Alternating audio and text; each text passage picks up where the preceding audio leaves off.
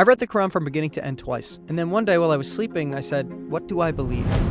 Isn't alcohol haram in this world? Then why are there rivers of wine in Jannah? Brother, a 5-year-old kid is being raped and murdered. Okay, you rewarded the baby and sent her to heaven, but what about the ones left behind here? Tell me, what's the kid's fault at this point? It's rape, brother, it's rape. All this mess, seeing people suffering, little girls being raped at such a young age and dying, it all put me off my religion, and from being a man. You're allowed to have 3 to 4 wives. I mean, whatever you have to say can't make me accept this. No. 1, 2, 3, and 4. After answering these questions, was there any change in your opinion? Hello. Hi, brother. What are you up to? Well, I'm working. We were just taking a walk here with my friend. What about you? You guys are together, I guess. What was your faith? My faith? I believe there is a creator, but I don't believe the rest of it. When did you first start thinking this way? Were you a Muslim before? Yes, I've read the Quran from beginning to end twice until I was 17. I never missed a Friday prayer until then.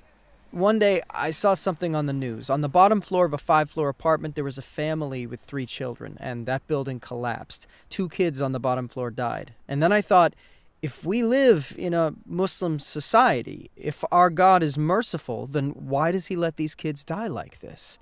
Why does God let them die buried under wreckage? So you're asking if God is merciful? Firstly, what do we think about death? When we hear that someone has died, we think that there is cruelty. Although if we saw death as a door opening to eternal life, which Islam says it is, then death is only a ticket for you to pass through that door.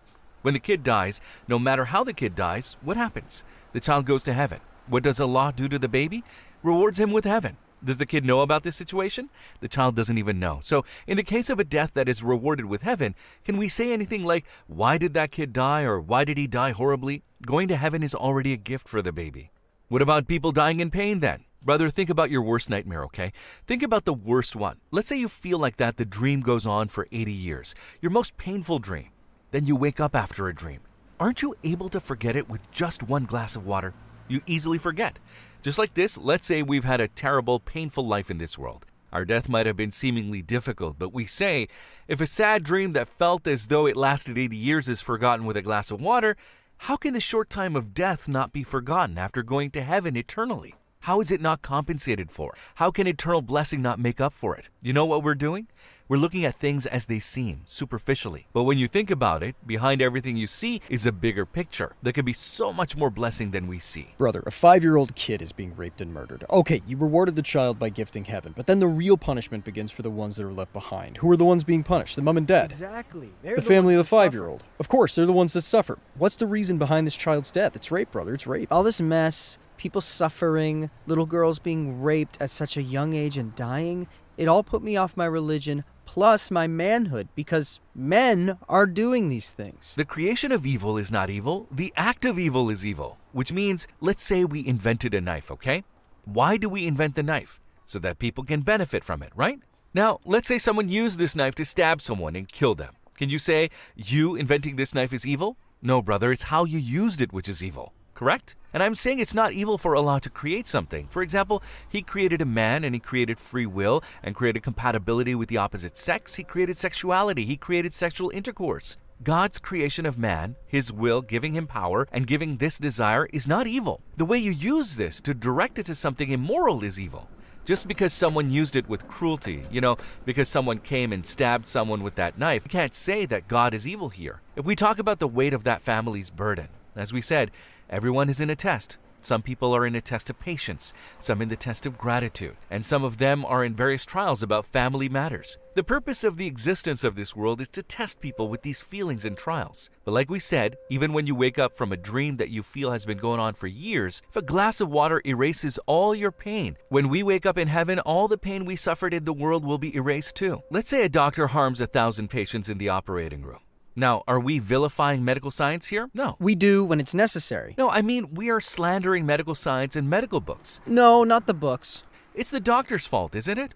I don't just look at this situation and say all doctors are bad. Similarly, if we criticize the religion of Islam by looking at people's mistakes, this would not be the right approach. Yes, people are wrong. I get angry too, but you know what? I'm taking steps to rectify this situation.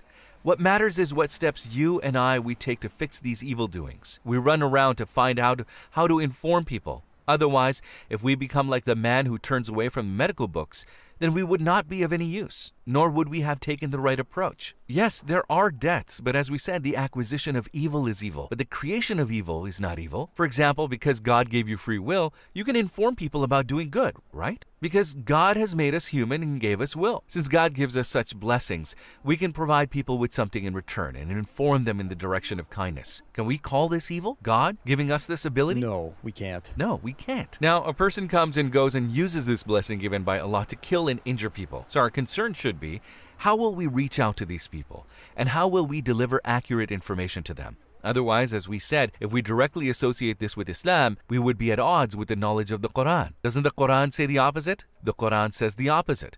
If a person is doing this, it means that they have not followed the Quran. For example, isn't alcohol haram in this world? So why are there rivers of wine in heaven? The issue of haram and halal originates from Allah calling it bad or good. For example, if Allah says something is haram, it is haram. If He says it is halal, it's halal. So it's not related to it being bad or good. Since we're on the testing field and are in a universe, we must use our minds. Because look, we're making an inference here. We're trying to find Allah, right? Allah calls that bad in this world. Then what about heaven? Since Allah does not say something is haram, it's not haram there. Of course, Allah will say some things are haram and some are halal. You will go to heaven or hell based on your choices. This is required in this place. It's a test venue. Are we going to have a test in heaven? There are no tests in heaven. If Allah already determines whether something is good or bad, it is not surprising that God made wine halal there.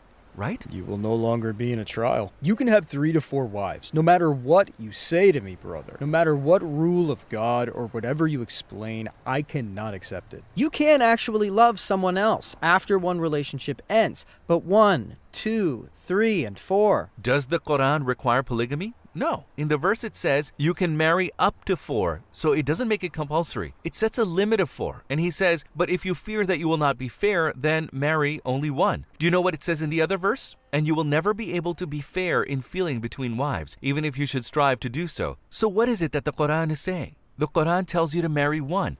Then to the next verse. What did the other verse say? You can marry up to 4. And what's the point of this?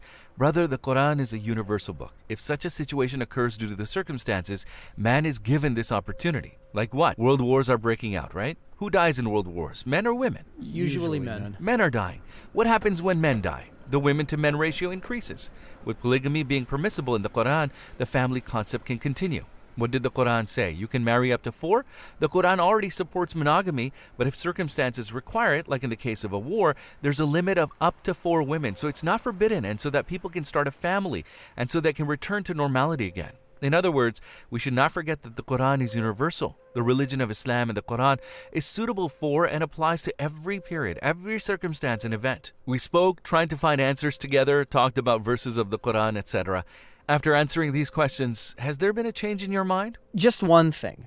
You said kindness and I said mercy. They mostly match. My point is, brother, what matters is humanity. Let's not lose our humanity. Seriously, we need humanity, especially during these times. Being a Muslim is great, honestly, just like you said. It was a really genuine conversation. Then if our opinions are mutual for the most part, your friend is already a Muslim too. What if you reverted to Islam and continue researching and questioning the Quran? And my team and I can help you through your research whenever you need it. Let me tell you this. By the way, it was a nice conversation. Thank you. I appreciate it. If anything I said came across as offensive, forgive me. I'll do some research based on what you said. I promise. I'll do more detailed research on it. But I want to say one more thing. Let's not lose our humanity. No more kids, no more girls, no more women should die. This world is ours, you know? We're on the same page. Really nice to meet you both. Nice to meet you too. It was a great conversation.